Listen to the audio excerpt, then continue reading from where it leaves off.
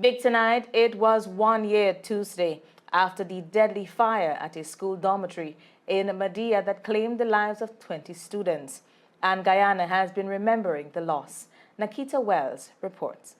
On a day of remembrance and solemnity around Guyana, memorial services were at 3 different locations in tribute to the children who died in the Madhi fire a year ago Tuesday.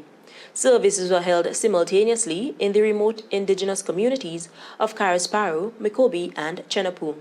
Deputy Regional Executive Officer Sean Britton said the decision to have the services in the communities where the victims once reside was made upon the request of their respective families. The survivors and their family and government ministers attended the various remembrance events. Prime Minister Mark Phillips, Ministers of Labour Joseph Hamilton, Tourism, Industry and Commerce Onij Walron, and Housing and Water Suzanne Rodriguez journeyed to Mikobe on Tuesday for the memorial service and wreath-laying ceremony for the 12 victims who were from the village. Opposition MP Amaza Walton Desser said in a statement Tuesday that the catastrophe exposed deep vulnerabilities within the educational infrastructure, highlighting an urgent need for sweeping reforms to safeguard children. She said that in spite of the experiences, improvement to the infrastructure has been, and as she puts it, painfully slow, claiming that students continue to face risk that should have been mitigated long ago. For Primetime Caribbean, I am Nikita Wells reporting. Guyana's President Irfan Ali says a new talked-about regional ferry will operate from Parika, a port village located in the Essequibo Islands, West Demerara region of Guyana. In a visit to the area Tuesday, Ali said the ferry service will include Trinidad and Tobago and Barbados is, in his words, taking shape. And the good thing about here is that we can export directly to CARICOM from here. You don't need to transport to Georgetown and all these places. That is why we are pushing so hard to get the regional ferry, because the regional ferry will operate out of Parika, so that we can have all of these production from these islands integrated into the regional market. The Galleon's Passage, a vessel from the Twin Island Republic, will be used to ply the route, at least initially. In February, President Ali said the vessel would set sail in about 3 months' time.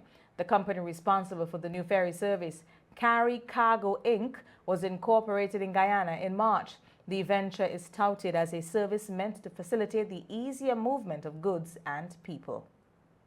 2 men made an initial court appearance in Grenada Tuesday in connection with the death of a man in a much talked about shooting 9 days ago. Tahira Burke reports.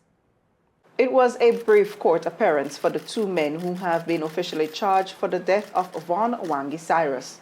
The 2, Razim Mitchell, a 33-year-old businessman from St. George's, and 40-year-old Marcus Johnson, described as a vendor from Grandance, were not required to plead at their arraignment Tuesday. In addition to the murder charge, the 2 have been slapped with other charges related to injuring another man during the shooting, as well as gun and ammunition charges. Their lawyer is Jerry Edwin. There are no civilian witnesses in this alleged crime that these 2 men are charged with. All the witnesses are police officers. The charge is non-capital murder. There are also robbery charges associated with the non-capital murder charges. And that's all we have so far. The 2 men are expected back in court on September 24. The arrest of the 2 on the weekend was seen as a major breakthrough for the Grenada police, the development coming only days after the dramatic execution-style shooting of the man close to a popular hangout spot in Grandance. For Primetime Caribbean, I am Tahira Burke. Member of Parliament in Antigua and Barbuda, Asot Michael, pleaded not guilty to a battery charge on Tuesday.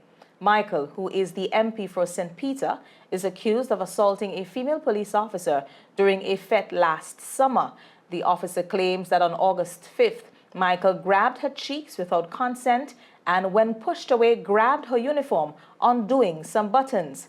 Represented by Hugh Marshall, Michael's trial is set to begin on July 17th after several adjournments. 3 months after it was forced to shut down due to deadly gang violence, Haiti's international airport reopened to commercial traffic on Monday, bringing in much-needed relief supplies for the population. The flight was organized by Haiti's Sunrise Airways company. Passengers with luggage in hand were seen lining up at the airline's counter. The authorities are expecting more flights later this week. Sunrise said its flights were currently scheduled for Mondays, Wednesdays, and Saturdays. Criminal gangs control most of the capital, and while the airport reopened, the country's main seaport remained paralyzed.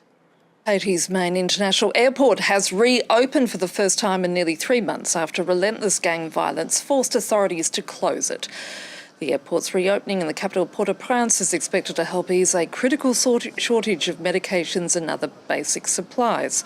This, as the nation's main seaport remains paralysed as gangs still control 80% of the capital. I am travelling due to the unrest. I need some calm so I can get some rest, take a break in another environment. If I was safe here, I wouldn't be going anywhere else. I don't like to travel. At my age, I can't stand cold weather.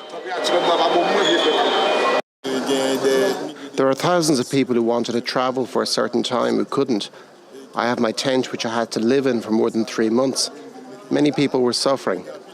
We are satisfied and waited a long time. The police are still on the hunt for several Haitian nationals who landed in Jamaica on Sunday evening at a beach in Hector's River, Portland. Around 8 o'clock Monday morning, 8 males were picked up in separate locations in the community. They were transported to Port Antonio Hospital by the police for medical care. The total head count is still unknown, but it's believed that several members of the group who arrived by boat remain at large. Upon inspection of the small vessel, women's and children's clothing was seen. This is Primetime Caribbean.